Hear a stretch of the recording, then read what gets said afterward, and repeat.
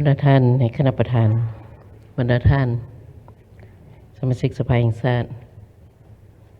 ต่างหน้าให้แก่รัฐบาลพวกเราสืบต่อการประกอบความเห็นถือว่าการประกอบความเห็นตั้งแต่มื้อเช้ามาฮอดมื้อแลงนี้ก็ฟดฟืนดุเดือดสมควร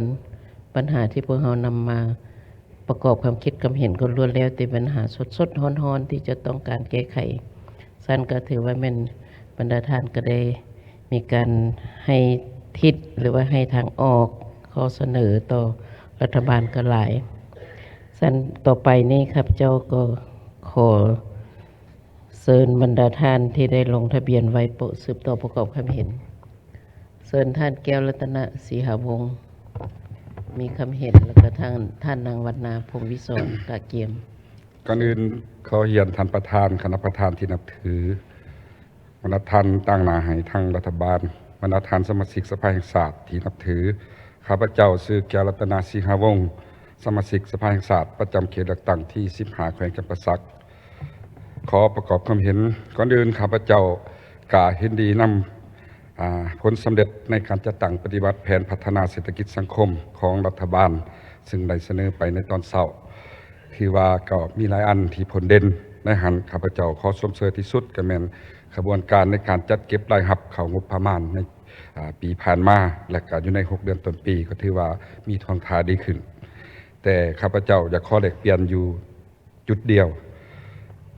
ข้าพเจ้านี่เห็นดีนำที่สุดต่อทิศทางแผนการมาตรการทุกอย่างรวมทั้งนโยบายต่างๆที่รัฐบาลได้ขึ้นเสนออยู่ใน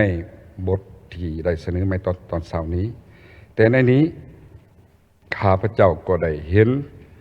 รัฐบาลสั่งร่วมขอโครงข่างออกมาจำนวน6จุด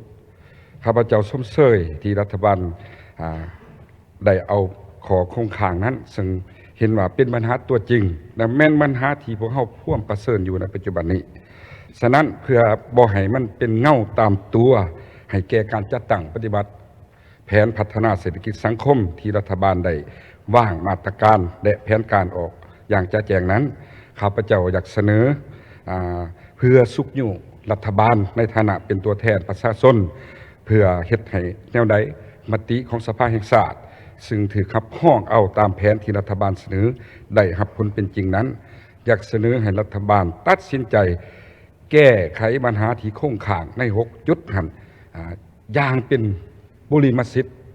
เคียงคู่กับการจัดตั้งบรรดาแผนที่วางไว้ขั้นบอลังนั้นข้าพเจ้าย่านมันเป็นเงาตามตัวทวงดึงบรรดามาตรการแผนงานต่างๆที่วางไว้บ่บรรลุตามขาดหมายอันนั้นแม่นข้าพเจ้าอยากเสนอถึงบ่ได้หมดใน6ปัญหาหันก็ได้เพียง 50% เนาะของจำนวนที่คงค้างข้าพเจ้าเชื่อว่าแห้งสิไปกว่านี้ยกตัวอย่างเนาะยกตัวอย่างของปัญหา1ใน6ที่ว่าการเคารพปฏิบัติระเบียบกฎหมายคำสั่งต่างๆนี่บ่เข้มงวดนี่ข้าพเจ้าว่ามาฮอดเวลานี้เนี่ยพวกเฮาควรแก้ไล่ละ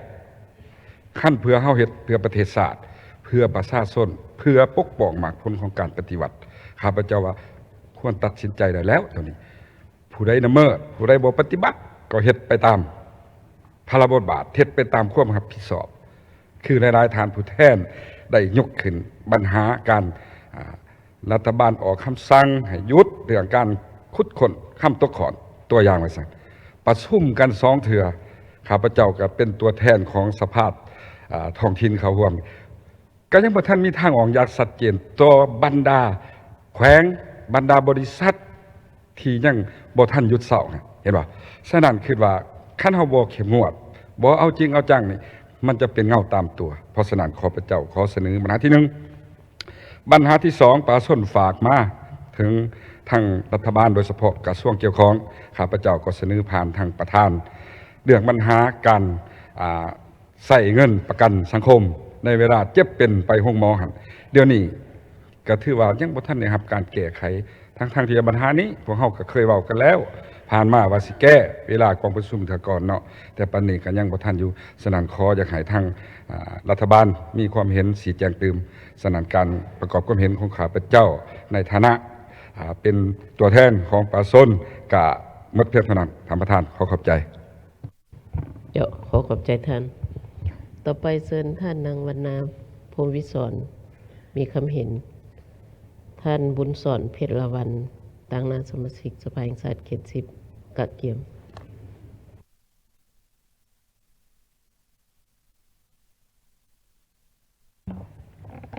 ขอเฮียนทานประธานที่เคารพบรรดาทานสมาชิกรัฐบาลสมาชิกสภาแห่งชาติที่เคารพและนับถือข้าพเจ้านางวรรณาพรหมวิศรสมาชิกสภาแห่งชาติเขต7แขวงสัญญบุรีขอมีคำเห็นเนาะโดยพื้นฐานก็แสดงความสมเสยเนาะต่อกับรัฐบาลที่ได้เอาใจใส่ซุ้มใส่ในการจัดตั้งปฏิบัติบรรดาขาดไม้ที่มีความคืบหน้าและขาดไม้หลายอันที่ว่ามีผลสำเร็จตามแผน แล้วก็ได้ซุ้มใส่ในการจัดตั้งพันธุ์ขยายเล็กที่สุนเก่าบรรดากระทรวงก็กระทรวงเกี่ยวข้องก็ได้มีแจ้งการแนะนำเนาะเกี่ยวกับการโฮมเฮียนหลายบรรหา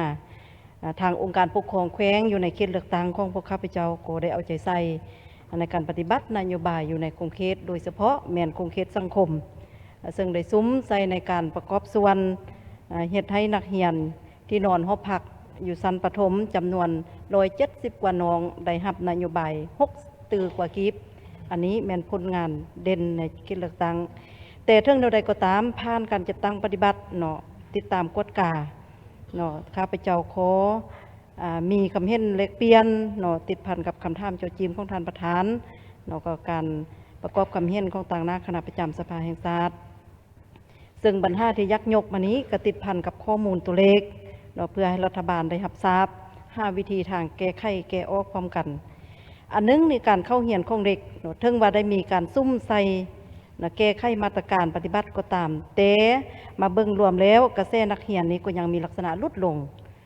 เนื่องจากมีหลายปัจจัยซึ่งอยู่ในศก2024-25เห็นได้นักเรียนปะละถึง 4,999 คนยิง 2,484 คนสำหรับครูกระทรวงศึกษาธิการและกีฬาก็ได้มีคำแนะนำเกี่ยวกับการโฮมโรงเรียนเพื่อแก้ไขครูที่บ่พอและนักเรียนที่มีน้อย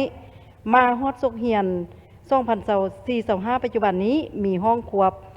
นักเรียนก่อนไปเรียน355ปี64ห้องเรียนชั้นประถม400ห้องควบ2ห้องมี300ห้องควบ3ห้องมี98ห้องยิ่งกว่านี้โรงเรียนมัธยมก็มี5ชั้นเรียนก็ยังมีท่านประธานที่เคารพในเมื่อเป็นดังนั้นจึงเฮ็ดให้การศึกษาการสอนของครูจำนวนหนึ่งต้องได้สอนตำราหลายเล่มการสอนบ่ไปตามวิชาที่เรียนจบเพราะแบกรับภาระมีความจำเป็นต้องได้สอนห้องควบแล้วก็มีหลายวิชาและหลายวิชาที่เป็นพื้นฐานวิชาทักษะบางโรงเรียนก็บ่ได้จัดเป็นการเรียนการสอนครูชั้นมัธยมตอนต้นหลายแห่งมีครูเพียงแต่4คน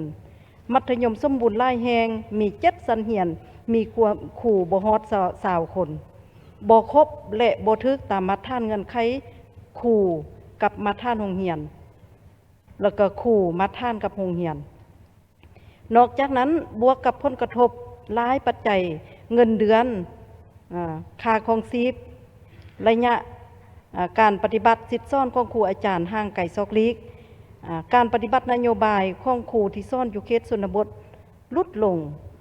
เฮ็ดให้ปรากฏการย่อท้อของครู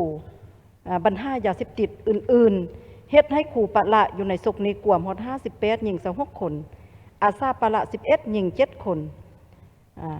ในจำนวนอาสาทั้งหมด324คนตัวเลขก็มีน้อยตัวเลขครูรัฐกรครูอาสาสมัครที่อายุเกินฮอด35ปี19คนหญิง10คนอายุ36ปีมีอยู่5คนหญิง2คนอายุ37ปีมี1คนหญิง1คนอยู่ในชั้นอนุบาลฉะนั้นพ้นการกวดกาได้ยังยืนกับคะแนนการเกี่ยวข้องแล้วนะว่าการเรียนของเด็กนี้เป็นผลกระทบอย่างหนักหน่วงแสดงให้ออกอยู่ในศกเรียนภาคเรียนที่1ชั้นประถมนี่เส้งใด 93.99% เส้งบ่ผ่านนี่ 6.1% มัธยมตอนต้น 89.84% เส้งบ่ผ่านนี่ 10.16% ม.ปลายเนี่ย 90.21% เส้งบัวพาเนี่ย 9.79%ในเมื่อเป็นแนวนั้นเนาะข้าพเจ้าเนาะจึงขอเสนอนำรัฐบาลว่าหนึ่งอยากให้สืบต่อซุ่มใส่ในการปฏิบัติมติ136ของสภาแห่งชาติที่ได้รับรองอยู่ในกองประชุมสมัยสามัญเทื่อที่8เกี่ยวกับทรัพยากรมนุษย์อยู่ในทิศทาง2025นี่มีอยู่8มาตรการที่สมาชิกสภาแห่งชาติได้เสนอกองประชุมได้รับรองเอาอยู่ในข้อ7ก็กงกับคำถามเจาะจีมของท่านประธานโดยเฉพาะเลยมันให้ซุ้มใส่ในการสู้สนก่อสร้างพื้นฐานโครงล่างโรงเรียนกินนอนสร้างโรงเรียนที่อยู่อาศัยนักเรียนอยู่ชนบทเขตทุกข์ยากซึ่งประธานก็ได้เจาะจีมวางเสานี้แล้วฉะนั้นข้าพเจ้าจึงเสนอต่อรัฐบาลว่าอยู่ในศกนี้นี่อยากให้ซุ่มใส่สร้างหอพักกินนอนให้แก่นักเรียนเขตทางไกลศกลีกประชาชนส่วนเผ่านักเรียนที่จบป .5 มาโตมัธยมเพราะว่านักเรียนนี้เป็นนักเรียนน้อยนั่นคือทางไกลศกลีกซ่องนี่ซุ่มใส่มาตรการแก้ไขนักเรียนโรงเส้นทางที่มาโรงเรียนนี้เนาะอยู่ฤดูฝนนี่ให้เที่ยวใดซะเนาะสิแก้ไขมาตรการแนวใดก็พิจารณาช่วยกัน3ในซุ่มใส่เขตที่รัฐบาลและท้องถิ่นได้กำหนดเป็นจุดซุ่มเขตทางไกลโซกลีกเนาะแล้วก็ลบล้างโต๊ะตั้งที่ฟังดินเนาะเหือนมุงยะฟ้ามิเฮียของนักเรียนและครูอาจารย์4นี่ซุ่มใส่งบประมาณกินนอนของนักเรียนเพิ่นก็ได้ซุ่มแล้วจาก200,000มาเป็น610,000กีบต่อคนต่อเดือนแต่นักเรียนนี่กิน1คาบ2คาบก็เห็นว่าบ่เพียงพอแล้วก็ซุ่มใส่เนาะเสนอในปัจจุบันนี้อยู่ในเขต7มีอาสาสมัครใน324คนและอายุเกินนี่อยากให้พิจารณาแท้ๆเนาะท่านประธานและอันสุดท้ายเกี่ยวกับเวียกงานสาธารณสุขก็แม่นอยากให้ซุ้มใส่แก้ไขเกี่ยวกับเงินทดแทนเอกภาพนำสมาชิกสภาแห่งชาติเขต10ที่ได้ประกอบไปแล้วนั้นฉะนั้นอันนี้เป็นสิ่งที่จำเป็นอยากเสนอให้รัฐบาลได้สืบต่อแก้ไขโดยเฉพาะอยู่ในเขต7แขวงสยามบุรีของพระเจ้าข้าพเจ้าก็เป็นเขตหนึ่งที่ว่าแม่นเขตแสดงก็ทึกมาท่านเขตทางไกลซอกลีก็ทึกมาท่านสำคัญและแม่นเส้นทางเนาะอันนั้นเลยอยากเสนอนั้นขอขอบใจท่านประธานเดี๋ยวขอบใจท่านนางวรรณาพรหมวิศรต่อไปเชิญท่านบุญสอนเพชรละวันต่างนาเขต10มีคำเห็นท่านธนงศิษย์เมืองจันทร์กะเกียมขอเรียนท่านประธานสมาชิกสภาแห่งชาติสมาชิกรัฐบาลที่นับถือและฮักแพงโดยพื้นฐานข้าพเจ้าขอเอกภาพนำบทรายงานของท่านนายกรัฐมนตรีว่าเรื่องแผนพัฒนาเศรษฐกิจสังคมแห่งชาติและทิศทางแผนการติดพันกับ2วาระแห่งชาติพื้นฐานแสดงความนับถือการออกความเห็นของสมาชิกสภาแห่งชาติหลายๆท่านและหลายๆเขตและต่อกับรายรับขบวนการเก็บรายรับถือว่ามาฮอดปัจจุบันผ่านการติดตามกวดกาของสภาอยู่ท้องถิ่นก็เห็นว่า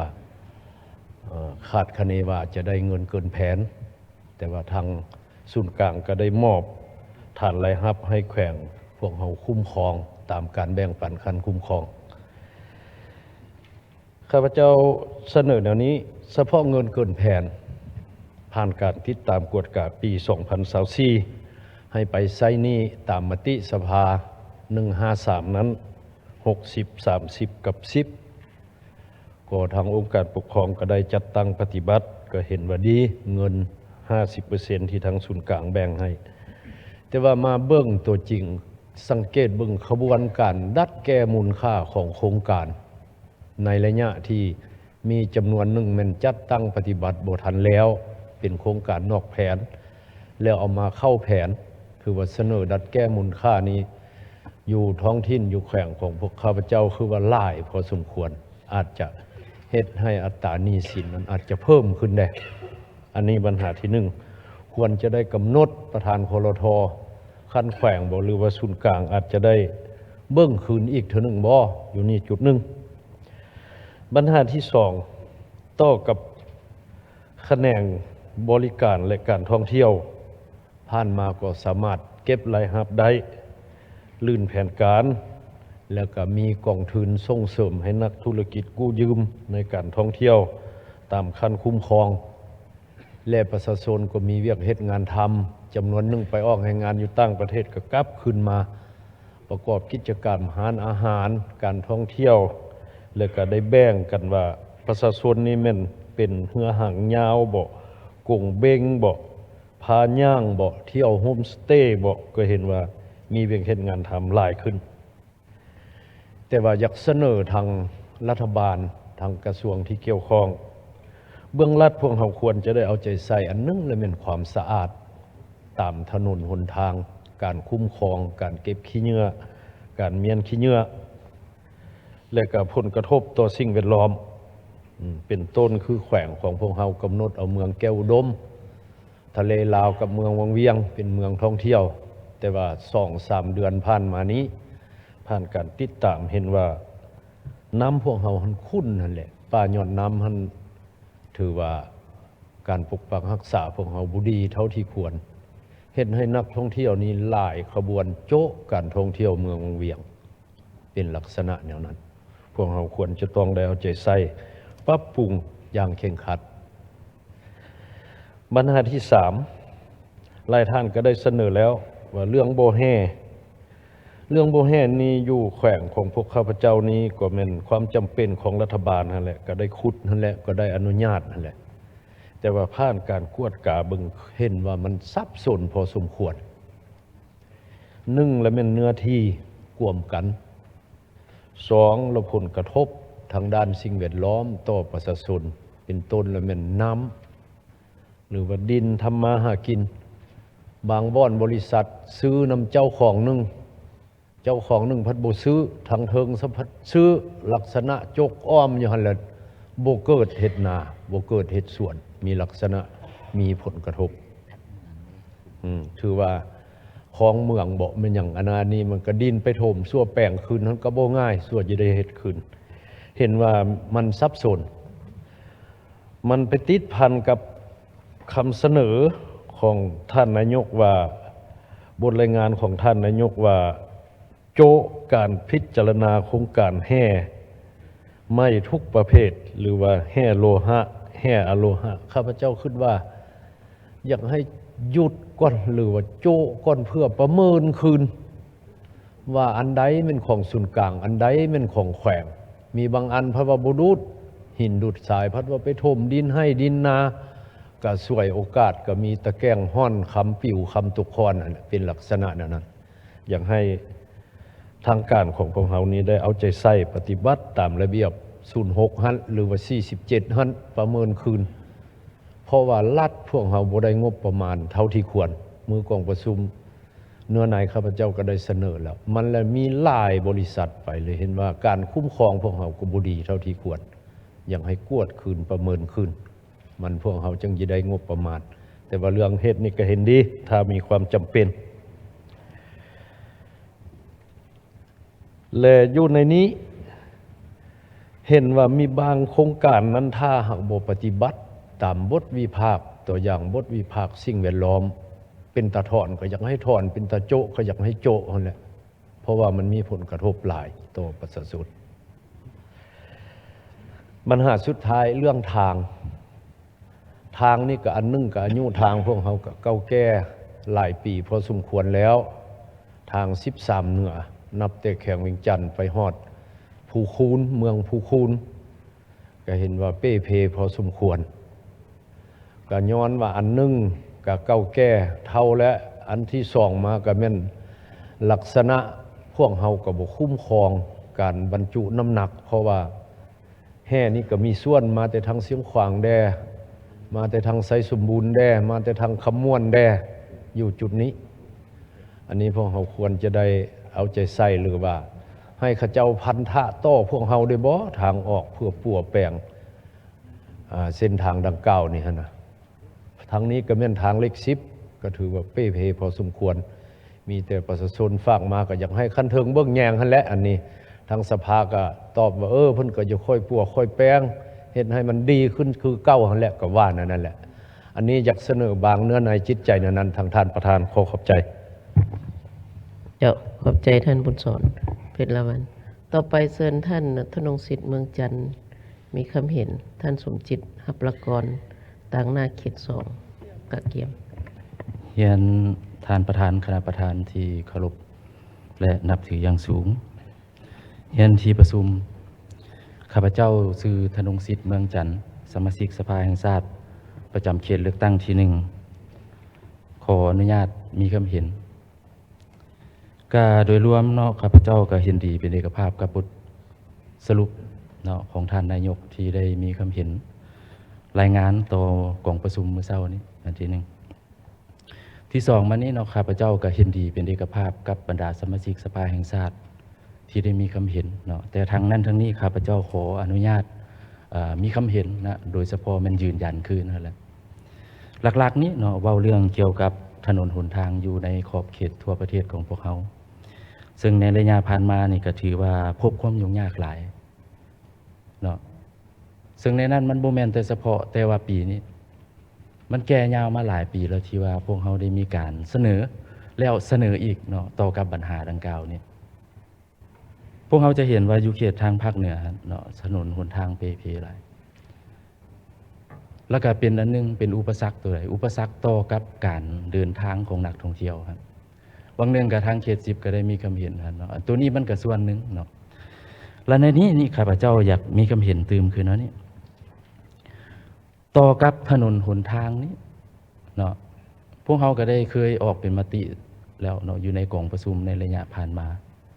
เว้าเรื่องการคุมน้ำหนักนี้แต่ว่าภาคการจะตั้งปฏิบัติตัวจริงเห็นมีแต่นิติกรรมออกมาเนาะ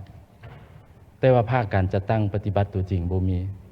แล้วก็บ่มีผู้ใดว่าสิมีการนั้นรับผิดชอบแล้วพวกเขาเห็นประจักษ์ตาตัวใดประจักษ์ตาเว้าเรื่องการบรรทุกน้ำหนักนี่แหละของรถขนส่งสินค้าและอื่นๆเฮ็ดให้ถนนเปเสียหายเนาะประชาชนก็ส่งแสงเนาะบรรดาท่านก็สิเห็นในระยะผ่านมาส่งแสงผ่านสภาสายด่วนและอื่นๆในเวลาที่ทางสมาชิกสภาแห่งชาติประจำเขตเลือกตั้งแต่ละเขตลงพบปะพ่อแม่ประชาชนและในนี้เนาะข้าพเจ้าอยากให้เอาใจใส่เนาะนี่บ่ว่าพวกเราประชุมแล้วเนาะทั้งนั้นทั้งนี้อยากให้มีการมอบหมายให้มีการติดตามกวดกาแก้ไขต่อกับปัญหาดังกล่าวนี้จักหน่อยทางภาคเหนือแล้วเนาะสมมุติว่าไปเฮ็ดบัดนี้มาเบิ่งภาคใต้พี่สมมุติว่าเพราะว่าเดี๋ยวนี้ก็เริ่มคนกันบ่ธรรมดาเนาะบรรดาท่านเนาะต่อกับปัญหาถนนหนทางของพวกเฮานี่ข้าพเจ้าอยากให้มีการเอาใจใส่ในการควบคุมน้ำหนักนี่อันที่1อันที่2มานี้ต่อกับไฟฟ้าอันนี้ก็ยืนยันเนาะแล้วก็ขออนุญาตมีความเห็นคือเนาะนี่ว่ามันมีความจำเป็นหลายเพราะว่าปัจจุบันนี่พวกเฮานี่ค่าไฟนี่มันสูงเฉพาะเฮาเนาะแต่ว่าก็ได้รับฟังกันรายงานอยู่เนาะโดยเฉพาะมื้อว่านายกสูงเนี่ยในหันว่าพวกเฮานี่ถือกฎหมู่แล้วเนาะถ้าว่าสมเทียบใส่เงินตราสากลแต่ว่าถ้ามันเป็นเงินของพวกเฮานี่บัดมันสูงเนาะเพราะว่ารายรับพวกเฮามันต่ำเด้บ่ได้หลายวังนึงก็ขึ้นเงินเดือนให้อยู่เนาะเกี่ยวกับนโยบายแต่ว่าภาคการจัดตั้งปฏิบัติตัวจริงมันก็บ่สามารถสิแก้ไขได้ดอกต่อกับปัญหาดังกล่าวนี้เนาะประชาชนพนักงานทหารตำรวจก็แบกรับภาระเนาะต่อกับค่าของชีพของตนเองนี่ยุ่งยากเนาะตัวนี้ตัวที่2ส่วนว่าตัวที่3นี่ข้าพเจ้าขออนุญาตเว้าเรื่องเกี่ยวกับการปฏิรูปวิสาหกิจนี่ก็โดยรวมนี่ก็สิเห็นดีเป็นเอกภาพเนาะในบางด้านเนาะแต่ว่าทั้งนั้นทั้งนี้ข้าพเจ้าก็ขออนุญาตยืนยันคืนบางเช้านี่ก็มีสสเพิ่นก็ได้มีคำเห็นท่านว่าถ้าว่าการปฏิรูปวิสาหกิจของพวกเฮาตัวใดที่ว่ามันเป็นผลประโยชน์ของภาครัฐเฮาที่สุดฮะและจริงเฮ็ดจริงเอาเนาะถ้าว่ามันได้น้อยก็ขอให้คนครัวพิจารณาคืนซะบ่เนาะสมมุติว่าเพราะว่าพวกเฮาก็มีบทเรียนแล้วที่ในระยะผ่านมาตัวนี้นี่แหละที่ว่าพวกเฮามันเป็นปัญหาเนาะอยากให้เอาใจใส่ส่วนว่าตัวที่4มานี้เนาะข้าพเจ้าอยากมีคำเห็นต่อกับการจัดตั้งปฏิบัติวาระแห่งชาติว่าด้วยการแก้ไขปัญหาเศรษฐกิจการเงินนี่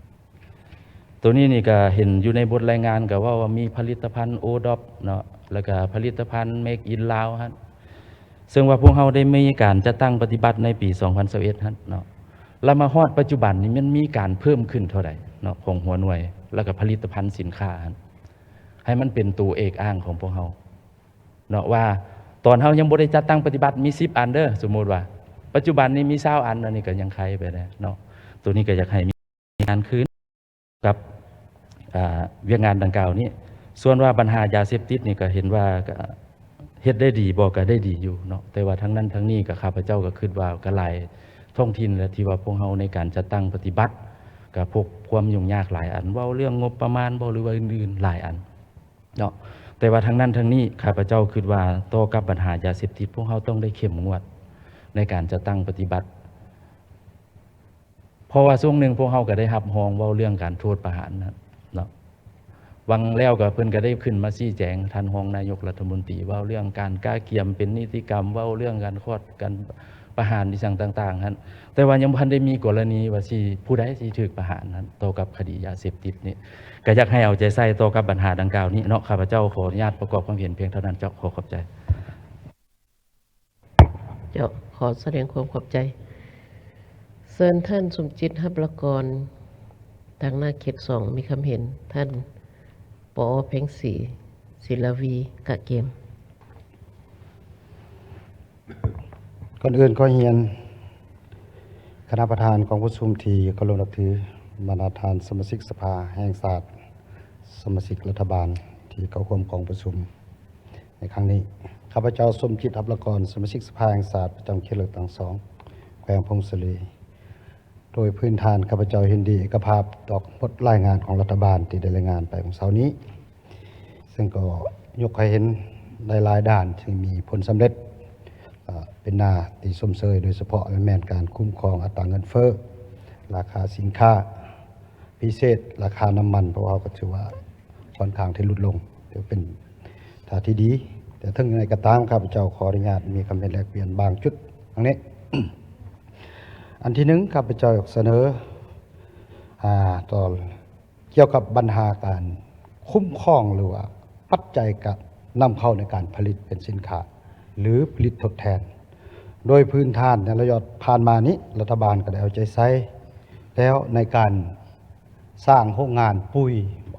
เป็นหัวอาหารสัตว์แต่มาเบิ่งตัวจริงแล้วความเป็นจริงก็มีความยุ่งยากโดยเฉพาะเลยมันสิ่งผลิตภัณฑ์ที่พวกเราสร้างภายในปัจจัยการผลิตเนี่ยค่อนข้างว่าแพงจะแม่นปุ๋ยจะแม่นหัวอาหารราคาแพงฉะนั้นปลาส้นนำไปใส่เคสผลิตไปนำใส่การผลิตก็เฮ็ดให้ราคาสินค้ามันแพงอันนี้ก็เป็นเงื่อนไขหนึ่งเป็นยังเขาจังนำเข้านี่มันบ่แม่นแต่ว่าผลิตบ่เพียงพอเลยทั้งราคาที่แพงอันนี้มันสาเหตุที่นึงก็อยากให้คนขัวเบิ่งอ่านจุดนี้เพื่อเฮ็ดให้ราคาปุ๋ยราคาหัวอาหารสัตว์บ่ปัจจัยเข้าการผลิตให้มันถูกลง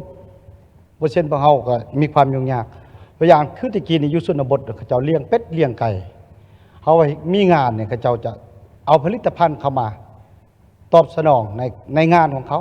ในปัจจุบันในบ่แม่นเนี่ยมันต้องได้กินไก่ที่เขานำเข้ากินหมูที่นำเข้าเพราะว่าเลี้ยงมันแพงกว่าที่ซื้อฉะนั้นนี้พวกเราต้องควรเอาใจใส่อันนี้จุดหนึ่งการคุ้มครองการสนองปัจจัยเข้ากันในการผลิตอันที่สองอยากเสนอให้รัฐบาลคุ้มครองตื้มและแม่นบรรดาหัวหน่วยธุรกิจบริษัทที่ได้ส่งเสริมให้ประชาชนผลิตนี่นะเพราะเพื่อนนั้นได้สนองเรื่องหนึ่งและแม่นเพื่อนนั้นมันทึนเป็นตลาดและเป็นเทคนิคอยู่ในนี้ทึนตัวอย่างคือเขาสนองปุ๋ยหรือหัวอาหารให้ผู้ปลูกผู้เลี้ยงว่าซั่นในตัวจริงแล้วเนี่ยนาทีสุดท้ายตัวอย่างข้าพเจ้ายกกันปลูกอ้อยเขาเอาปุ๋ยมาสนองให้ประชาชนไปสุดท้ายเขาก็ไปตัดเอาค่าปุ๋ยฉะนั้นจุดนี้อยากให้เพิ่มให้ทางรัฐบาลก็ดีหรือว่าจะเป็นท้องถิ่นต้องคุ้มครองว่าการนำเข้าปุ๋ยหรือว่าการนำเข้าหัวอาหารเนี่ยในราคาระดับใดการคุ้มครองราคานะมันจะเกิดการซื้อการขายปัญหาปัจจัยการผลิตที่ไหนคณะบุคุ้มครองปล่อยครับเพราะเขาอำนวยความสะดวกนำเข้าด่านในบางครับบ่ให้เสียภาษีเพื่อตอบสนองใส่การผลิตแต่ว่าบางอันเขามาส่งให้ประชาชนนี่มันก็ซ้ำกับตลาดเฮาขายอยู่นี่ข้าพเจ้าคิดว่านี่พวกเฮาควรเพิ่มทวีด้วยกันคุ้มครองอยู่ในตึมประชาชนอยู่ตัวอย่างคือแขวงข้าพเจ้าปลูกอ้อยปุ๋ยนี่เขามาให้ทุ่งยางเขามาให้ทุกอย่างเขามาให้เกี่ยวกับการผลิตแต่ในสุดท้ายเขาจะไล่ขึ้นหมดเขาจะไปตัดราคาอ้อย อยู่ในราคาอ้อยของปอสนบัตรสุดท้ายปอสนได้น้อยเดียวนี่อันนี้แม่นผู้ใดไปคุ้มครองว่าราคาอันนี้เท่านี้เท่านี้มันก็เกิดมีการซื้อขายบางเทื่อจะบ่แม่นราคาว่ากำไรย้อนอ้อยดอกกำไรย้อนการนำเข้าปัจจัยการผลิตนี่ก็พอปานนั้นแหละเพราะเฮาขาดการคุ้มครองตัวนี้อันนี้อันที่หนึ่งอันที่สองค่าไฟฟ้าก็กระทบข้าพเจ้าสิบ่ยกแล้วอันนี้ก็ควรเบิ่งคันถ้าพอเฮาบ่แก้หนึ่งแล้วมันปัจจัยเขาในการผลิตนี่หรือปุ๋ยบ่ฝุ่นบ่สิค่าไฟฟ้าบรรดาธุรกิจขนาดน้อยอยู่บ้านเฮานี่นะคือสิไปบ่รอดข้าพเจ้าคิดว่าค่าไฟฟ้าก็แพงเขาก็จมอยู่แหละคู่มือนี้คือบรรดาทานยกข้าพเจ้าเสนอแนวนั้นอันนี้ชุดที่หนึ่งข้าพเจ้าเสนออันที่สองนี่สำหรับไฟฟ้านี้ข้าพเจ้าโดยพื้นฐานข้าพเจ้าเห็นดีตามนโยบายของรัฐบาลเพิ่นจะส่งเสริมการผลิตไฟฟ้าแห้งลมหรือแห้งแสงตะเวนหั่นน่ะแต่ข้าพเจ้าเสนออยู่จุดนี้ตื่มแล้วมันอยากให้รัฐบาลเอาใจใส่ตื่มแล้วมันการคุ้มครองแต่หัวที่โดยเฉพาะละการวิเคราะห์วิจัยเบิ่งบทวิภาคเศรษฐกิจเขาจะแม่นราคาจะแม่นเทคนิคจะแม่นตลาดจะแม่นหยังกะยาต้องให้ละเอียดครั้งแน่นี่พอเขามีบทเรียนในผ่านมาตัวอย่างคือเขื่อนราคาเขื่อนแทนที่มันจะเป็น50,000หรือว่าแ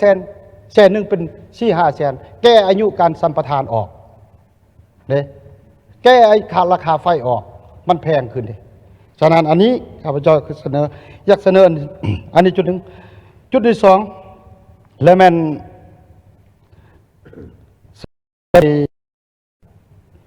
การก่อสร้างเขื่อนไฟฟ้าน้ำตกนี่นะถ้าพวกเราส่งเสริมการสร้างไฟฟ้าพลังงานลมหรือว่าแสงอาทิตย์แล้วการก่อสร้างเขื่อนเนี่ยอยากให้หยุดเพราะสร้างมามันก็ใช้แต่ฤดูเดียวเด้ฝนเด้แล้วฝนไฟเรือยังจะไปก่อสร้างตื้มอีกบ่สมมุติว่ามันเรือฤดูฝนยังไปเฮ็ดไฟฤดูฝนเขื่อนข้าพเจ้าคิดว่าตัวนี้คณะจะส่งเสริมตัวนี้การสร้างเขื่อนควรหยุดนี่อันนี้อันที่สองจุดนี้อันที่สามอยากเสนอว่า พวกเขาต้องเร่งปรับปรุงแท้ๆมันรัฐวิสาหกิจคือเพิ่นผ่านมาเพิ่นก็ปรับปรุงแล้วโดยเฉพาะรัฐวิสาหกิจไฟฟ้าต้องเข้มแข็งแท้ต้องนำหน้าแท้ผลิตไฟแล้วขายนะอนุญาตเขาก็ขายไปต่างประเทศเองให้ผู้สร้างเขื่อนขายเองข้าพเจ้าคิดว่านี่ทุกการผลิตไฟเนี่ยควรขายให้บริษัทหรือว่าควรขายรัฐวิสาหกิจของเขาเป็นผู้ขายจะมันขายต่างประเทศหรือจะขายภายในคันขายประเทศด้วยกงนี่พอเขาจะเอาอีสังไปต่อรองมูในอนาคตเพราะนั้นพอก็ว่าเศรษฐกิจขอหอยหนึ่งบัตรสุดท้ายอนุญาตให้เจ้าขายเองข้าพเจ้าคิดว่าตัวนี้ควรแก้ไขรัฐวิสาหกิจไฟฟ้าลาวให้เข้มแข็งปัญหาที่3ข้าพเจ้าสนับสนุนบรรดาสสได้เสนอว่าต้องแก้ไขราคาไฟฟ้านะต่อรองต้องต่อรองเบิ่งสมมุติว่าเฮายื่นอายุสัมปทานออกให้ราคาไฟมันถึกลงได้บ่นี่หรือเรื่องการอื่นเพื่อเฮ็ดอะไรก็เฮ็ดช่วงนี้ให้ราคาไฟมันต่ำลงอันนี้แหละมันข้าพเจ้าเสนอบางจิตใจในด้านเนาะแสดงการมีความเห็นของข้าพเจ้าเฮานี่มีเพิ่นขอบใจ ขอบใจทั้งท่านสมจิตเชิญท่านท้องใสอินทแสงมีคำเห็นท่านบุญโฮมเทศธนีกะเกียม เมื่อกี้เป็นท่านเพ็งศรีเนาะท่านท้องใสกะเกียม ขอเฮียนท่านประธานท่านรองประธานที่เคารพนับถืออย่างสูงบรรดาทานสมาชิกสภาแห่งชาติที่เคารพบรรดาทานคณะสมาชิกรัฐบาลที่นับถือข้าพเจ้าซื้อเพ่งศรีศิลวีสมาชิกสภาแห่งชาติเขตเลือกตั้งที่16แขวงสีกองขอประกอบความคิดเห็นต่อกับการสรุปการตีราคาการจัดตั้งปฏิบัติแผนพัฒนาสังคมแห่งชาติแผนงบประมาณแห่งรัฐแผนเงินตราระยะ6 เดือนต้นปีและขาดคะแนน6 เดือนท้ายปีติดพันกับการจัดตั้งปฏิบัติ2 วาระแห่งชาติฉะนั้นพื้นฐานข้าพเจ้าก็เห็นดีมีคุณภาพสูงต่อกับการตีราคาของหัวหน้าคณะสมาชิกรัฐบาล ก็คือการประกอบขีดเห็นของคณะประจำสภาแห่งชาติและบรรดาทานสมาชิกสภาแห่งชาติได้ประกอบขีดเห็นไปแล้วนั้นข้าพเจ้าก็อยากมีความเห็นตื่มโดยเฉพาะตัวกับการจัดตั้งปฏิบัตินโยบายก็คือมาตรการการสนับสนุนส่งเสริมการลงทุนภายในต่างประเทศในระยะ6 เดือนผ่านมานี่ครับบ่สามารถบรรลุได้ตามต้องการทุนฮ้อนลงทุนที่ได้รับห้องเอาในเดือนธันวาคม2024นั้นในมติผ่านมาต้องการทุนทั้งหมด 72,000 ตื้อแต่ว่าปรากฏว่าใน6 เดือนต้นปีมีแต่เพียงแต่ 22% เท่านั้นและเสียแนวใดอันนี้อยากให้เบิ่งปัญหานโยบายการดึงดูดการลงทุนในโครงการใหญ่หรือว่าโครงการสามารถมีประสิทธิผลตามการติดตามกวดกาโครงการการเสาสัมปทานนี้การอนุญาตโครงการไปแล้วการจัดตั้งปฏิบัติก็จะมีลักษณะลาซาแก่ยาวต่ออายุเปลี่ยนผู้ลงทุนหรือขายหุ้นขายค้าหุ้นออกเพราะข้าพเจ้าท้องถิ่นข้าพเจ้าเอื่นว่าโดยเฉพาะแม่นบริษัทเสาสัมปทานที่ดินก็บ่หลายมันดอก1,000 เฮกตาร์แต่บ่สามารถจัดตั้งปฏิบัติบรรลุได้ตามขาดหมายยังแก่ยาวอันนี้อยากให้รัฐบาลนี่เบิ่งกวดกล้าทบทวนเบิ่งคืนว่าควรตัวใดมันมีประสิทธิผลตัวใดสุกอยู่ตัวมีรายรับก็ค่อยให้เร่งเพราะเป็นปีสุดท้ายในการสรุประยะ5 ปีในการจัดตั้งปฏิบัติแผนประกันสังคมอีก6 เดือนนี่พวกเราสิสามารถบรรลุได้คือใดแต่ก็ระยะ6นี่ก็แสดงความสมเสยและปรากฏว่าการขุดค้นและหับเขางบประมาณนี่ปรากฏว่ามีแต่2 แข้งเท่านั้นบ่บรรลุได้ดังนั้นได้หันใกล้นั้นก็เป็นถือว่าสามารถบรรลุได้ก็คาดคิดว่าในสิมีรหัสเกินแผนในหาจังต่อเนื่องใน5 ปีนี้ก็คิดว่าอันนี้ก็เป็นการซุ่มสื่อขอซุ่มเสยทั้งรัฐบาลแต่ว่าแนวใดก็ตามแต่ปัญหานี่อยากให้กวดกล้าคืนการลงทุนการสนับสนุนจัดกองประชุมหลายครั้งเอื้ออำนวยความสะดวกการลงทุนปัญหาที่2หลายท่านก็มีทัศนะมีความเห็นอื่นว่าการพัฒนาพื้นฐานโครงสร้างโดยเฉพาะมีเส้นทางคมนาคมยังมีความคืบหน้าช้าการคุ้มครองการบรรทุกน้ำหนักทุกเส้นทางต่างๆยังบ่ทันเข้มงวดทางเปเพหลายใดนะทาง13เหนือ13ใต้ทางเลข9ทางเลข8ทางเลข16 18A 18B 10ลังทิพหาหรือเส้นทางอื่นก็ย้อนเหตุผลอันที่1นี่เป็นการบำรุงรักษาพวกเฮานี้การซ่อมแปลงบูรณะเส้นทางนี้สุมทุนฮ้อนใส่การก่อสร้างไปแล้วเฮ็ดไปแล้วเดี๋ยวนี้มีแต่เส้นทางเลขเก่านี่ปรากฏว่ายังดีหลายกันนั้นมีหลายเส้นทางนี่มีความเสี่ยงเนาะ13เหนือ13ใต้ทาง18A 18B ทางออกไปสู่เวียดนามหรือทาง16นี่ปัญหานี่สิได้สุมทุนฮ้อนเสียเงินเสียคำหลายได้คันบ่กล้าเกี่ยมได้เอิ้นว่าบูรณะรักษาซ่อมแปลงทางเป็นปกติเพราะฉะนั้นเฮาสิอาศัยได้บริษัทนี่ส่วนใหญ่ก็มีบริษัทภาคเอกชนระยะเกื้อกูลบ่มีเลยเด้มีไล่เลี้ยงเห็นบ่ถ้าบ่เหมาะบ่สมก็บ่ไปเฮ็ดอันนี้ต้องในค้นคว้าหาวิธีแก้ไขอันนี้อยากเสนอต่อรัฐบาลตืม ต่อมานี้ปัญหาเรื่องการจำกัดการนำเข้าสินค้าหลายทานก็ยกขึ้นเนาะสินค้าและส่งเสริมสินค้าภายในที่ผลิตได้ก็ปรากฏว่าพวกเราส่งเสริมการผลิตทดแทนการนำเข้าและ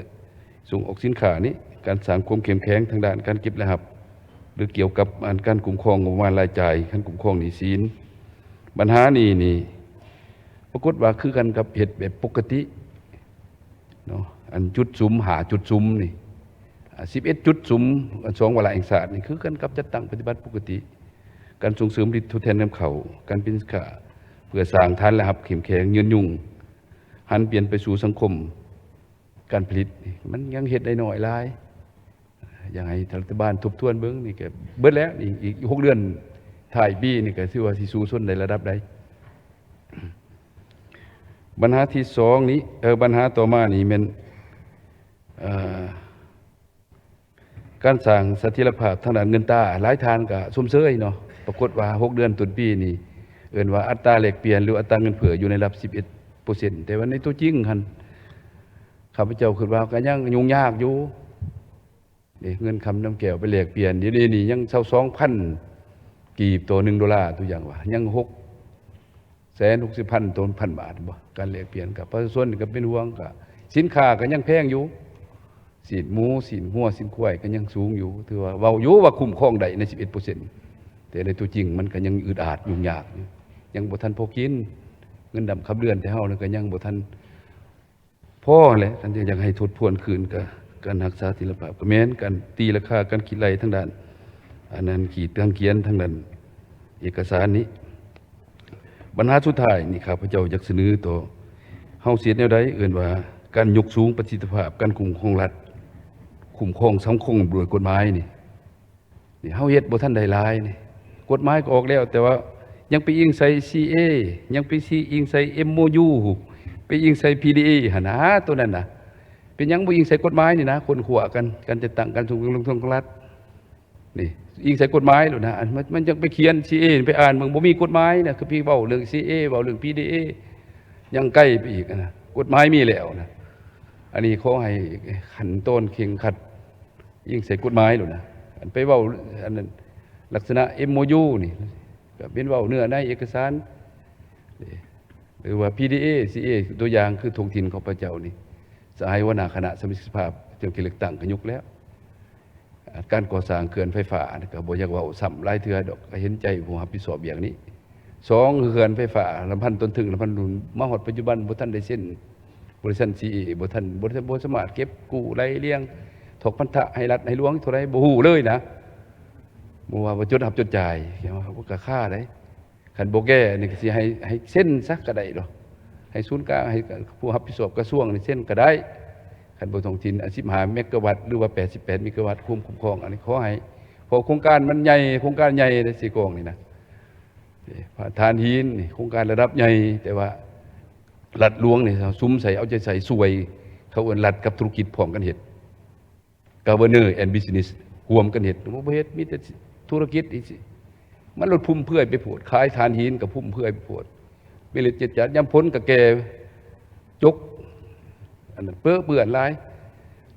คุณภาพอันแก่ไปมันทิ่มส่วนหนึ่งนะได้ส่วนหนึ่งทิ่มส่วนหนึ่งท่านสิเว้าแท้บ็อกซิตเช่นเดียวกันเนาะการบริษัทก่อสร้างเศษอันอลูมิเนียมกับบ่ท่านมีความคืบหน้าเพราะเท่าไหร่แต่ว่าชื่อเสียงในโด่งดังสมควรอันนี้ก็ขออยากให้เบิ่งนอกจากนั้นพลังลมอีกเดี๋ยวนี้ก็ได้ขายไผ่อยู่แต่บ่ทันได้เป็นเงินเพิ่นว่าทดลองให้เรื่องสายส่งยันสายส่งบ่ประกันอันนี้มันแม่นบ่ขายฮอด300เมกะวัตต์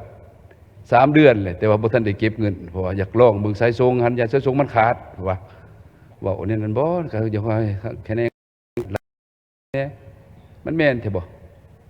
ข้าพเจ้าอยากขอมีทัศนะมีกำเนิดนั้นขอขอบใจท่านประธาน เจ้าขอบใจท่านเพ่งสีลาวีต่อไปเชิญท่านท้องใส่อินเตอร์เสียงมีคำเห็นท่านบุญโฮมเทพธนีต่างหน้าคิดเกากะเกียม ขอเฮียนท่านประธานกองประชุมคณะประธานบรรดาทานสมาชิกสภาแห่งชาติผู้ทรงเกียรติคณะรัฐบาลท่านยิ่งท่านชายทั้งหมดข้าพเจ้าต้องใช้อินทิแสงสมาชิกสภาแห่งชาติเขต13สวรรณเขตขอมีคำเห็นต่อบทรายงานการจะตั้งปฏิบัติแผนพัฒนาเศรษฐกิจสังคมแผนงบประมาณก็คือแผนเงินตราระยะ6 เดือนต้นปีและทิศทางเดือนท้ายปี2025โดยพื้นฐานแล้วแม่นเห็นดีเนาะต่อการสรุปตีราคาผลการจะตั้งปฏิบัติผ่านมาของรัฐบาลซึ่งระยะ6 เดือนผ่านมานี้เห็นว่ารัฐบาลก็ได้สุมใส่ในการจะตั้งปฏิบัติแผนพัฒนาเศรษฐกิจสังคมในคงเขตต่างๆหลายขั้นหมายก็บรรลุผลสำเร็จตามที่มติของสภาแห่งชาติจะได้รับรองเอาผ่านไปนั้น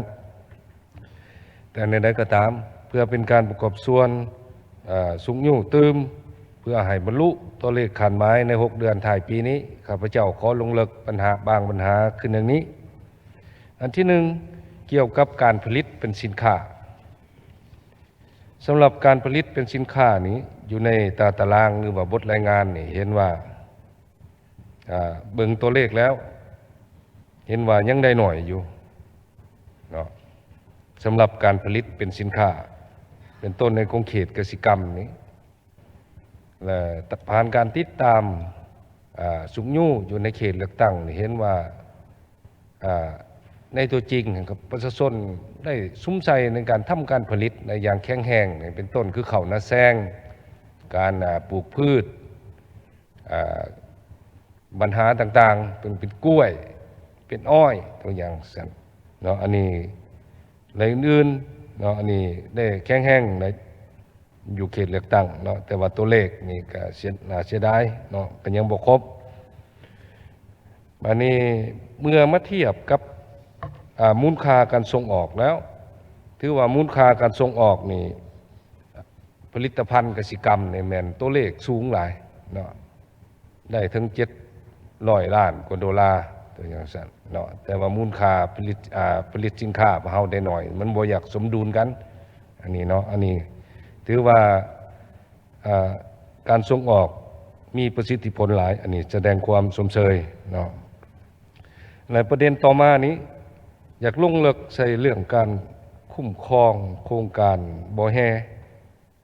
ใน6 เดือนต้นปีนี้เนาะทางคณะสมาชิกสภาแห่งชาติก็คือสมาชิกสภาแห่งชาติเขต13ก็ได้สุมใจในการติดตามกฎการเสาสัมปทานกิจการบ่อแฮนี้แล้วก็ได้มีมติหับห้องเอาข้างแน่เนาะเว้าเรื่องการโจ๊ะการสัมปทานนั้นโครงการต่างๆที่พัวพันเกี่ยวกับคำตกขอนนี้ใน6 เดือนผ่านมานี้เนาะแขวงสวรรณเขตของพวกเฮานี่ก็ได้รับการอนุญาตทั้งหมดมี8 โครงการในนี้มันขันแขวงอนุญาต7และศูนย์กลางอนุญาตใน1 โครงการส่วนหลายจะลงลึกใส่การขุดค้นแห่บริตเนาะอันนี้ตามสถิติคือในนั้นแต่เพื่อเฮ็ดให้การคุ้มครองกิจการบ่อแฮนี้เนาะให้มีความหัดกุมตืมฉะนั้นอยากเสนอว่าให้มีการประสานงานกันขักแน่ระหว่างศูนย์กลางกับท้องถิ่นเพราะว่าอยู่เบื้องท้องถิ่นของเฮามีมติให้โจ๊ะเนาะต้องผ่านการประเมินก่อนแต่ว่าผลของการผันขยายจะตั้งปฏิบัติบรรดามติเหล่านั้นก็ยังบ่ทันได้ศักดิ์สิทธิ์เถื่อเนาะอันนี้แม่นปัญหาบ่แฮประเด็นต่อมานี้เนาะแม่นการปฏิรูปรัฐวิสาหกิจใน4รัฐวิสาหกิจนะคือรัฐวิสาหกิจไฟฟ้าการบินลาวน้ำมันเสือไฟและธนาคารนโยบายนี้แล้วข้าพเจ้าก็ได้มีโอกาสได้อ่านในบทรายงานบทยาวนี้และเห็นว่ารัฐบาลก็ได้สุมใส่ในการจะปฏิรูปบรรดารัฐวิสาหกิจดังกล่าวนี้แต่เพื่อให้มันชัดเจนและมีตัวชี้วัดคักแน่ข้าพเจ้าคิดว่าอยากให้มีการกำหนดคักแน่ว่าตัวอย่างคือเราจะปฏิรูปรัฐวิสาหกิจไฟฟ้าเราปฏิรูปในนี้แล้วเราจะได้หยังไงใน5 ปีต่อหน้านี่ตัวอย่างว่าปี2026เราจะได้อันนี้2027จะได้แบบนี้2028ต่อไปเนาะเพื่อมีตัวชี้วัดข้างแน่ในการจะตั้งปฏิบัติเนาะแล้วก็ติดตามง่ายเนาะแล้วก็มีความรับผิดชอบร่วมกันเนาะอันนี้ประเด็นนี้ก็อยากเสนอทางรัฐบาลพิจารณาตื้มเนาะวันนี้ประเด็นต่อมาเนาะเกี่ยวกับเรื่องแผนงบประมาณเรื่องแผนงบประมาณนี่ผ่านการติดตามกฎการของเขตงบประมาณคือคลังเงินเนาะภายหลังที่ว่าเพิ่นปรับระบบมากขึ้นการคุ้มครองรายจ่ายอยู่ศูนย์กลางนี่ตามระบบใหม่นี่เห็นว่ายังมีความยุ่งยากอยู่ในขอดประสานงานเรื่องการสรุปตัวเลขรายรับรายจ่ายเป็นแต่ละวันนี้เนาะโดยเฉพาะเป็นการประสานงานระหว่างแขวงกับเมืองหรือว่าแขวงกับศูนย์กลางได้มีการคาดเคลื่อนตัวเลขใหม่อยู่เรื่อยอันนี้เนาะแล้วเสนอให้ทางกระทรวงเกี่ยวข้องนี่คนขั้วตื้มเนาะสำหรับปัญหารายรับ เกี่ยวกับรายรับนี้เนาะสำหรับแขวงชนเขตของเฮาในปี2025นี่พวกเฮาได้อยู่เพิ่นมอบให้ 4,600 กว่าตื้อมาปฏิบัติได้5เดือนนี่แม่น 2,851 ตื้อแล้วเท่ากับ 61% เนาะและพูดของแขวงนี้ก็ปฏิบัติได้ 75% แล้วเนาะนี่จะขอประกอบความเห็นและขอรายงานต่อกองประชุมขึ้นในนั้นเนาะขอขอบใจท่านประธาน เจ้าขอบใจท่านทองใสเชิญท่านบุญโฮมเทศธานีเขตเก้ามีคำเห็น ท่านทองศรีเสาสุริพงศ์กะเกม ขอขอบใจท่านประธานเฮียนท่านประธานคณะประธานบรรดาท่านสมาชิกสภาแห่งชาติสมาชิกรัฐบาลที่นับถือรักแพงข้าพเจ้าบุญโฮมเทศนีสมาชิกสภาแห่งชาติประจำเขตเลือกตั้งที่เก้าเขตเสียงขวางขออนุญาตต่างหน้าให้แก่คณะสมาชิกสภาแห่งชาติประจำเขตเก้าขอมีคำเห็นแลกเปลี่ยนปัญหาที่หนึ่งโดยพื้นฐานเห็นดีเป็นเอกภาพต่อบทรายงานของรัฐบาลในการจัดตั้งปฏิบัติแผนพัฒนาเศรษฐกิจสังคม6 เดือนต้นปีและเวียงงานจุดสุมใน6 เดือนท้ายปีและก็การประกอบคำเห็นของต่างหน้าคณะประจำสภาแห่งชาติและก็การประกอบคำเห็นของบรรดาท่านสมาชิกสภาแห่งชาติที่ได้มีคำเห็นไปแล้วนั้นสำหรับเขตเก้าพวกข้าพเจ้าแล้วก็เห็นว่าถึงว่าในสภาพที่ความยุ่งยากแต่รัฐบาลก็มีความพยายามหลายในการแก้ไขสภาพที่เคร่งร้อนเห็นให้สังคมก็คือสภาพอยู่ในปัจจุบันนี้ก็มีการผ่อนผันหลายปัญหาโดยเฉพาะเป็นการเร่งในการจัดเก็บรายรับของงบประมาณในการสร้างเสถียรภาพทางด้านเงินตราอันนี้ก็เห็นว่ามีท่าอย่างที่ดีและก็มีคาดหมายว่าจะบรรลุตามมติของสภาแห่งชาติเนาะใน6 เดือนท้ายปีอันนี้ก็เป็นหน้าสมเสยแต่ข้าพเจ้าขอมีคำเห็นแลกเปลี่ยนอยู่ในนี้อยากลงเลิกต่อคำเสนอของรัฐบาลเนาะซึ่งว่าตัวนี้ก็ทางสมาชิกสภาแห่งชาติประจำเขตเลือกตั้งหลายท่านก็ได้มีคำเห็นแล้วซึ่งว่าปัญหาที่1นี้ต่อกับการโจ๊ะการพิจารณาโครงการแห่ธาตุนี้อันนี้สำหรับอยู่แข่งซึ่งของพวกเขาจะมันเห็นดีสนับสนุนที่สุดเนาะเพราะว่าผ่านมานี้ในกองประชุมสมัยสมัญที่8ก็เห็นว่ารัฐบาลก็ได้รายงานจำนวน900ปลายกว่าบริษัทที่ได้ดำเนินกิจการทางด้านแห่ธาตุแล้วก็ได้มีการประเมินตีราคาว่ามันมีประเภท A B C C บวก C ลบแต่ผ่านมาเบิ่งการจะตั้งปฏิบัติใน6 เดือนต้นปีนี้ก็เห็นว่า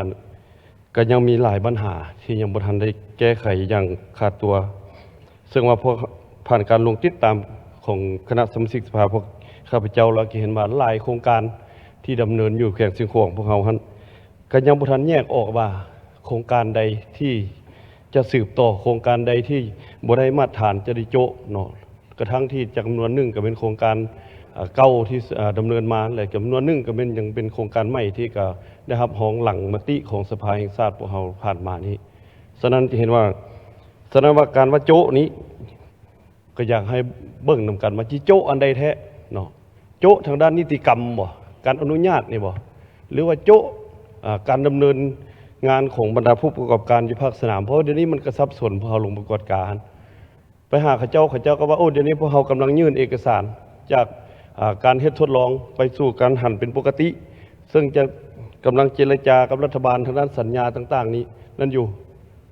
แต่ว่าในภาคปฏิบัติตัวจริงและอยู่ในภาคสนามมันยังดำเนินเนาะฉะนั้นก็เห็นว่าพวกเขาว่าเป็นยังว่าดำเนินก็ย้อนเป็นรัฐบาลเพิ่นยังอนุมัติโควต้าในการผลิตให้เขาเจ้าอยู่ฉะนั้นตัวนี้อยากให้มันเด็ดขาดกันว่าโจ๊ะกับโจ๊ะอยากให้โจ๊ะหมดอะไรเพื่อกวดเพื่อกาใช้เวลาเท่าใด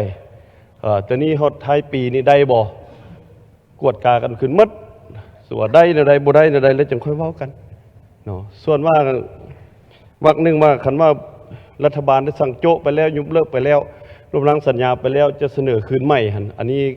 ตามทัศนะพวกข้าพเจ้าว่าขอให้เบิ่งคืนคักๆก่อนเพราะว่าพอเฮาฮู้แล้วปัญหาที่มันกระทบปัจจุบันนี้ต่อสิ่งแวดล้อมเนาะธรรมชาติและสังคมคันสิเว้าแล้วก็อันนี้ก็คือเว้าที่ผ่านมาหั่นคันว่าอยู่สิ่งของพวกเฮาแล้วก็เรื่องโครงการขุดค้นแห่หายากนี่คือสิเป็นหลายกว่าหมู่เนาะฉะนั้นการนำใช้สารเคมีเข้าในโครงการดังกล่าวนี้ก็บ่น้อยเนาะปีนึงนี่เกือบล้านกว่าต้นเอาเข้ามาจากประเภทใดวันนี้เรื่องสิ่งแวดล้อมป่าไม้พวกเฮาคันว่าเสียบ่มันก็เสียแล้วพอมันบ่เห็นต้นไม้หั่นเนาะ มันไปไสแล้วพื้นที่การดำเนินโครงการนั้นมันก็อยู่ในนั้นฉะนั้นเราโต้กันปัญหานี้ก็อยากให้พิจารณาเบิ่งอย่างละเอียดถี่ถ้วนขันถ้าว่าเป็นไปได้ก็อยากให้มันมีความสงบซะก่อนเนาะอันที่ว่ามีเศรษฐกิจมีนะก็บอกว่าแล้วเฮ็ดให้มันถูกต้องอันนั้นเป็นสำหรับปัญหาหนึ่งปัญหาที่สองนี้ก็เรื่องเส้นทางอันนี้บรรดาแขวงก็ได้มีคำเห็นเสียงขวางก็ขอประกอบส่วนตึมเพราะว่ามันก็ยากแท้เนาะการไปการมา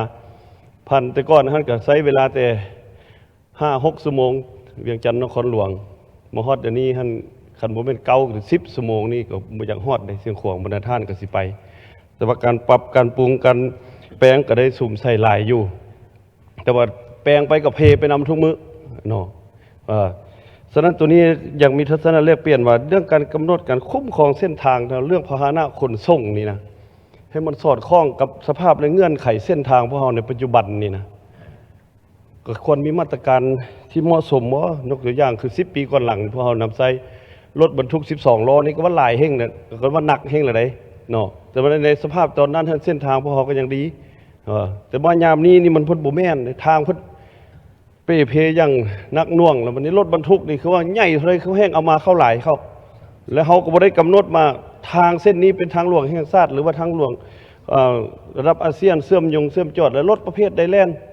เนาะอันนี้มันจังเป็นรถใหญ่รถน้อยแต่ทางชนบทเพิ่นก็เป็น2 ล้อลากเข้าไปมันทางมันก็เป๊ะขนาดนั้นเฮาควรได้วางมาตรการใหม่บ่เนาะส่วนทางเส้นนี้จะให้รถประเภทใดแล่นคือพวกข้าพเจ้าก็เคยไปกวดเห็นบางเส้นทางนี้ก็เป็นการสนับสนุนทุนจากองค์การสากลข้าเจ้าเฮ็ดไม้การใส่เนาะก็ถามเขาว่าเฮ็ดเพื่อหยังไม้การเขาว่าบ่ให้รถหนักแล่นแต่ไปเบิ่งเท่าหน้านี่บ่เห็นแล้วได้ไม้การเนาะเอาออกแล้วบ่มีไผคุ้มไผครองฉะนั้นเป็นแนวนี้แท้เฮานี่ยังสิสืบต่อยุ่งยากกันอยู่และสมมาเทคนิคการสร้างทางคิดว่าตัวชนบทห่างไกลซอกลีกบ่ต่างๆนี่ก็แน่นอนว่ามันเหมาะสมแท้คันที่เฮาประชาชนแปลงทางยางนี่ก็ยากได้ไปหาเขาเจ้าแปลงในอยู่ทางนี่ขุมนี่เขาแปลงบ่ได้ได้บ่มีทางบ่มียางมาตาบว่าซั่นเนาะภาษาเสียงขวางเขาว่าตาบเด้เอามาลาดมาเนาะคันว่าแนวอื่นนี่จะพอได้อยู่คันว่าเฮ็ดทางเป็นโต้งบ่เป็นอย่างนี้คันว่ามันเป็นบวกเป็นขุมหรือถ้าประชาชนท่านซื้อเหล็กซื้อสิมังมาแล้วก็เอาหินเอาทรายมาใส่ลงเทื่อก็สิมีทางออกที่ดีแล้วบวกใส่ว่าตัวใดที่มันยุ่งยากเฮาก็ปูเป็นโต้งเนาะอันนั้นมันอยากมีคำเห็นแลกเปลี่ยนขนาดท่านประธานขอขอบใจเจ้าขอบใจท่านบุญโฮมเชิญท่านทองศรีเสาสุริพรหมเขต 2มีคำเห็นแล้วก็ท่านเวียนวิไลดิลพันธ์กะเกียมขอเรียนประธานกองประชุมที่เคารพนับถือประธานคณะสมาชิกสภาสมาชิกรัฐบาลประธานสมาชิกสภาแห่งชาติที่เคารพนับถือข้าพเจ้าทองศรีเสาสุริพรหมสมาชิกสภาแห่งชาติประจำเขตเลือกตั้ง2แขวงพรหมสารีข้าพเจ้าขอประกอบความเห็นต่อบทรายงานเกี่ยวกับการจัดตั้งปฏิบัติแผนพัฒนาเศรษฐกิจสังคม6 เดือนต้นปีและทิศทางแผนการ6 เดือนท้ายปีของรัฐบาลที่ได้เสนอต่อกองประชุมในครั้งนี้ก่อนอื่นข้าพเจ้าแสดงความเป็นเอกภาพสูงต่อบทรายงานของรัฐบาลเกี่ยวกับการพัฒนาเศรษฐกิจสังคมแผนพัฒนาแผนการงบประมาณการคุ้มครองเงินตราต่างประเทศและบทประกอบความเห็นของคณะประจำสภาแห่งชาติและสนับสนุนคำเห็นของบรรดาท่านสมาชิกสภาแห่งชาติที่ได้มีคำเห็นมาก่อนแล้วนั้นแต่อยู่ในนี้ผ่านจากฟังเบิ่งการรายงานของรัฐบาลกับเจ้าภาคสรุปแม่นกับเจ้าเห็นดีเห็นพร้อมตามการรายงานและการประกอบความเห็นของบรรดาท่านสมาชิกสภาแห่งชาติอยู่ในนี้กับเจ้าข้อลงลึกอยู่ในต่อภาคทิศทางแผนการ6 เดือนท้ายปีก็คือการจัดตั้งปฏิบัติแผนในปี2025นี้อันที่หนึ่งแม่นเกี่ยวกับปัญหาการขยายตัวของ GDP ในระดับที่ว่า 4.8% ในปี 2025ก็คือแผนการท้ายปี 2025นี้เพื่อรับประกันการขยายตัว GDP 4.8% ที่รัฐบาลได้กำหนดนั้นครับเจ้าคิดว่ามันเป็นตัวเลขคาดหมายสู้สนที่สูงที่สุดในการพัฒนาเศรษฐกิจสังคมเพื่อแก้ไขปัญหาความยุ่งยาก างด้านเศรษฐกิจการเงินในปี 2015 และทั้งเป็นพื้นฐานอันหนักแน่นให้แก่การรับรองบรรดาคาดหมายสู้สนของการสร้างแผนการ 5 ปี ครั้งที่ 10 ของแผนแห่งชาตินี้ ฉะนั้นตามทัศนะของข้าพเจ้ารัฐบาลควรยกให้เห็นแจ้งเกี่ยวกับท่าแห่ง เพื่อให้เศรษฐกิจของประเทศชาติของพวกเรานี้ขยายตัวอย่างตัวเนื่องนั้น แม้นพวกเราซุ่มใส่ด้วยท่าแห่งในด้านใดที่เป็นลักษณะที่เป็นตัวที่มั่นคงถาวรเป็นต้นแม้นประเภทสินค้าโดยอิงใส่ความต้องการการสมใส่ภายในและความต้องการของตลาดภายนอกอยู่ด้วยนั้น แม้นบรรดาสินค้าที่เห็นว่าได้มีการเซ็นสัญญาและได้มีการรองรับจากตลาดของประเทศใกล้เคียงก็คือภาคพื้นและสากลนี้และควรกำหนดอยู่นี้แม้นต้องได้มีเวียกจุดสุ่มเพื่อจะให้บรรลุบรรดาตัวเลขคาดหมายของการเติบโตของทางด้านเศรษฐกิจนี้โดยเฉพาะแม้นควรกำหนดเขตปลูกเขตเลี้ยงและส่งเสริมอันใดอยู่แขวงใดอยู่เขตใดโดยซุ่มใส่การผลิตอันใดโดยอิงใส่ท่าแห่งและตลาดของแต่ละบอนนี้ทางนี้ก็เป็นเพื่อเฮ็ดให้การกำหนดคาดหมายของแผนการที่ว่าพ่อได้กำหนดเป็นประจำปีหรือว่า6 เดือนท้ายปีก็ถือว่ามีจุดสุ่มและเป็นบนอิงในการชี้นำในการจัดตั้งปฏิบัติอันนี้ครับเจ้าอยากเสนอตัวบรรทัดที่ 2ของการกำหนดอยู่ในทิศทางแผนการ6 เดือนท้ายปี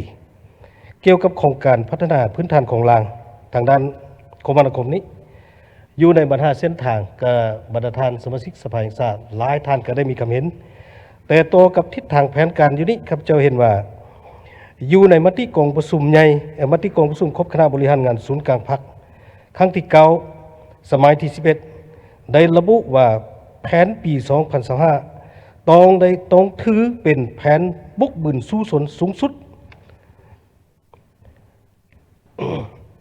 อยู่ในคนที่8นี้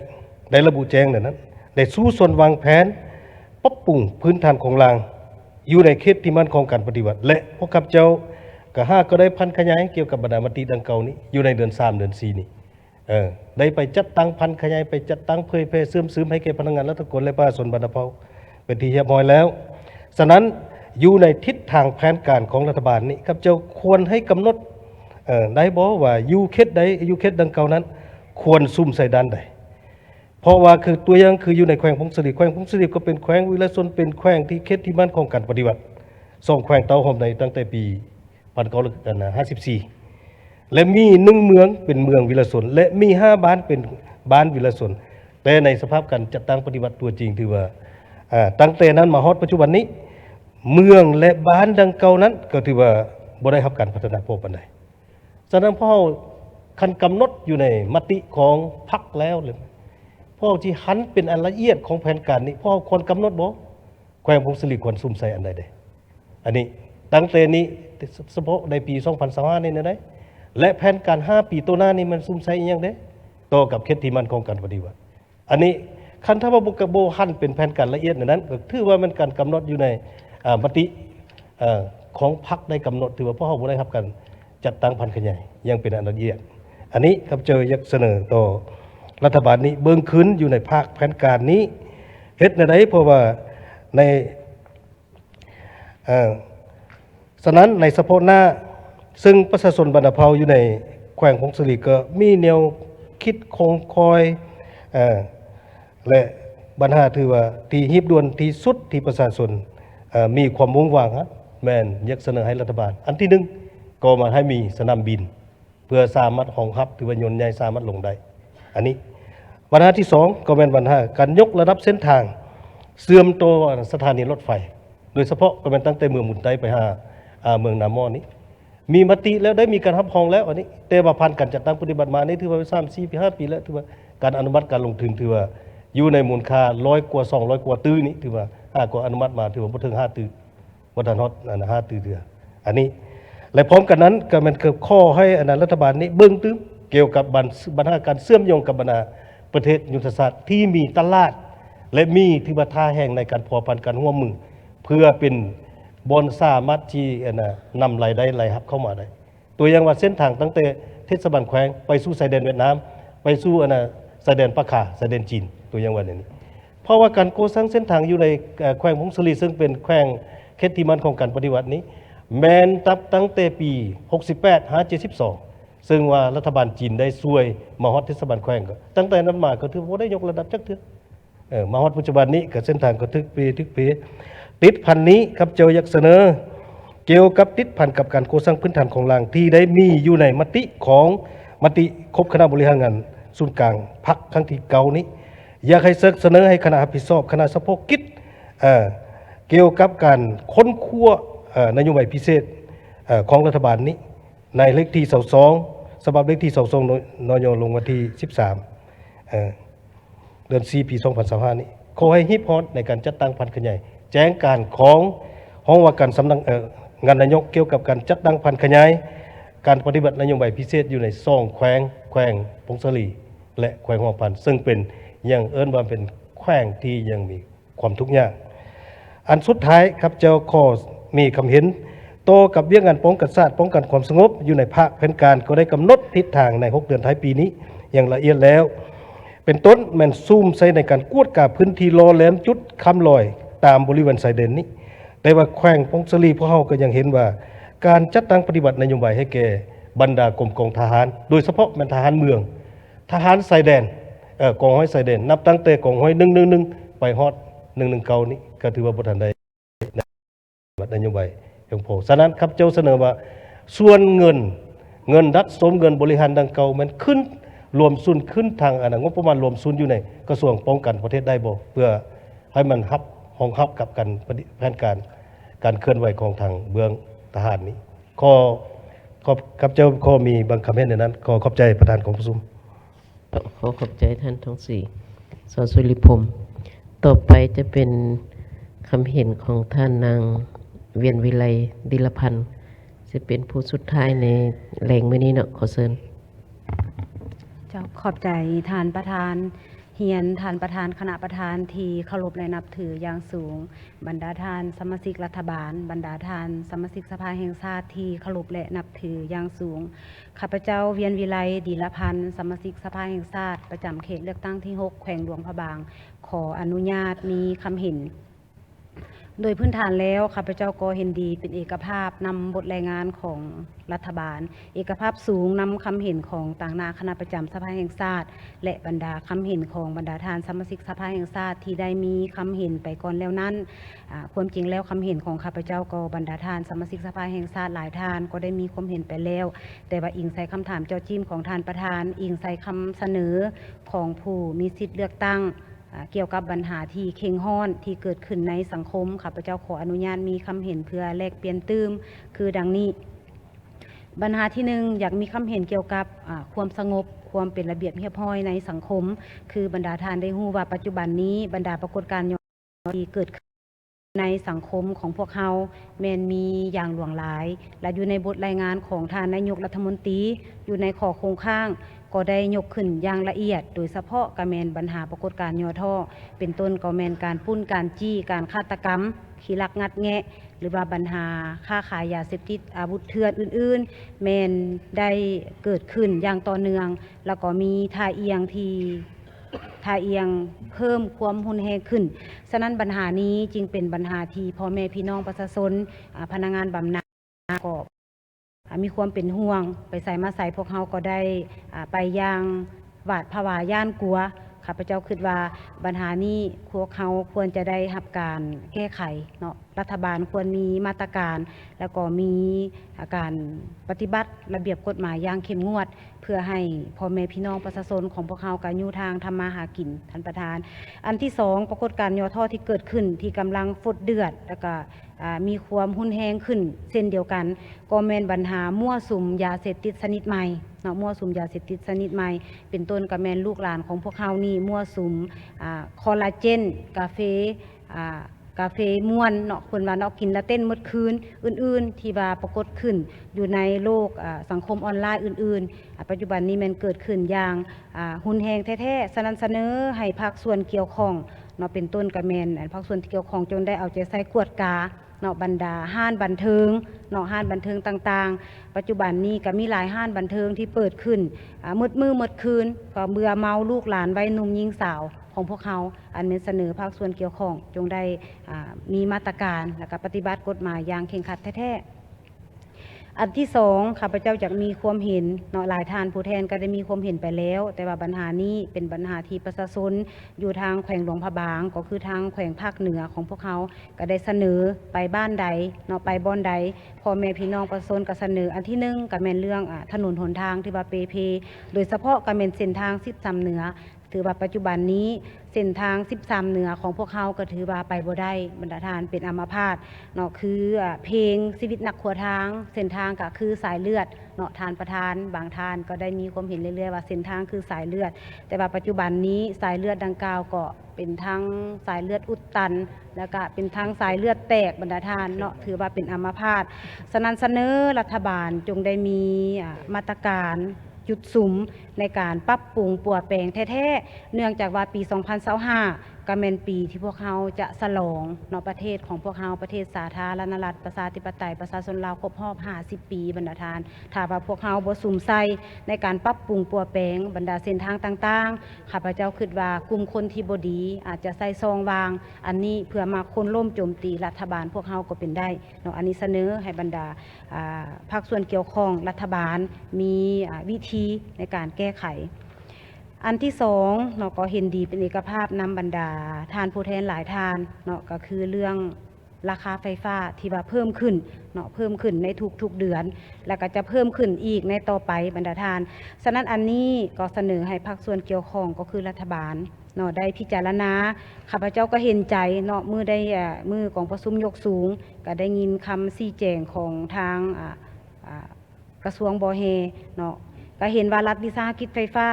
ก็แบกหาบหนี้สินนักหน่วงแต่ว่าบรรดาทานเมื่อเฮาปรับปรุงขึ้นแล้วมันมีห่างเสียงมันมีการกระทบอย่างหลวงหลายเนาะต่อพ่อแม่พี่น้องประชาชนก็อยากให้เสนอให้รัฐบาลจงได้ซอกวิธีแก้ไขเนาะปัญหาราคาไฟฟ้าอันที่3เป็นสำหรับข้อเสนอของรัฐบาลเนาะโดยเฉพาะเป็นข้อที่1ข้าพเจ้าเห็นดีที่สุดเนาะเห็นดีที่สุดให้รัฐบาลมีการยุติเนาะโจ๊ะนี่ยังว่าคือบรรดาทานผู้แทนได้มีความเห็นไปแล้วเนาะโจ๊ะนี่คือว่าจะได้เฮ็ดใหม่แต่ว่าเสนอให้มีการยุติแท้ๆบรรดาทานเพราะว่าแขวงหลวงพระบางของพวกเขาก็เป็นแขวงหนึ่ง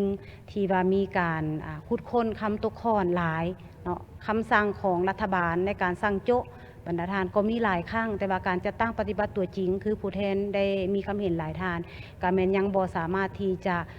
ยุติเนาะบ่สามารถที่จะยุติแล้วก็อยู่ในบทรายงานของรัฐบาลอยู่หน้า15ก็อยากให้เพิ่นชี้แจงคืนปัจจุบันนี้ข้าพเจ้าเห็นว่านิติกรรมหรือว่านโยบายเนาะกับพฤติกรรมตัวจริงยังไปบ่เคียงคู่กันอยู่ในบทรายงานของรัฐบาลเนาะอยู่หน้าที่15เพิ่นยังได้เขียนอยู่นี่ว่าอยู่ใน5 เดือนต้นปีเนาะ5 เดือนต้นปีนี้ได้อนุมัติการลงทุนในกิจกรรมสัมปทานและก็บัญชีควบคุมทั้งหมด57โครงการอยู่ในนี่แขนงแห่ธาตุเพิ่นอนุมัติไป39โครงการมีมูลค่า176 ล้านดอลลาร์สหรัฐเนาะอันนี้ก็แสดงเห็นว่านโยบายหรือว่าทฤษฎีกับพฤติกรรมยังบ่ไปเคียงคู่กันเสนอให้รัฐบาลได้มีการพิจารณาและก็ชี้แจงคืนว่าแห่ธาตุ39โครงการนี้เนาะแม่นแห่ธาตุประเภทใดอันนี้ก็เสนอชี้แจงให้ผู้แทนเฮาได้รับรู้เข้าใจตื่มข้าพเจ้าว่าก็จะเป็นการดีเพื่อให้พวกเฮาได้มีคำอธิบายให้แก่พ่อแม่พี่น้องประชาชนเจ้าคำเห็นของข้าพเจ้ามีสำนันท่านประธานขอบใจขอแสดงความขอบใจนำท่านเวียนวิไลดิลพันธ์ซึ่งว่าเป็นการประกอบความเห็นผู้สุดท้ายในมื้อนี้เนาะข้าพเจ้าต่างนายทั้งคณะประธานขอแสดงความขอบอกขอบใจนำบรรดาท่านสมาชิกสภาทั้งหมด27ท่านที่ได้มีความเห็นในมื้อนี้ทุกๆปัญหาที่บรรดาท่านมีความเห็นก็มีต่างหน้าของรัฐบาลก็คือสิจดแต้มเพื่อว่ามื้ออื่นเพิ่นจะมาชี้แจงต่อพวกเฮาอันนี้คิดว่าปัญหาที่บรรดาท่านยกขึ้นก็เพิ่นก็กำได้หมดแล้วเนาะบางท่านก็เพิ่นก็ออกไปกะเกียมเพื่อสิมาชี้แจงต่อพวกเฮาในมื้ออื่นซั่นก็มื้อนี้ก็พอดีฮอดเวลา 4:30 ครับเจ้าก็ขอประกาศปิ ปิดการสนทนาประกอบความเห็นในมื้อนี้มื้ออื่นสืบต่อ 8 โมงขอขอบใจ